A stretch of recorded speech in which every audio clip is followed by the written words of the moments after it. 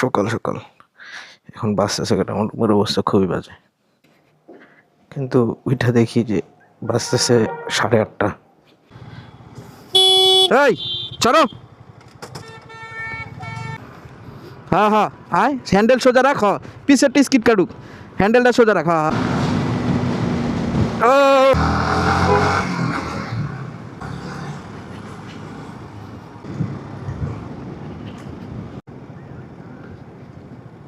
বেচারা এই মারা চচ্ছে কানকির বলা উঠতে পারিনি আমাদের, যে কারণে লেট। আমরা যে হারে টানতেছি শিবপুর নরসিংদী,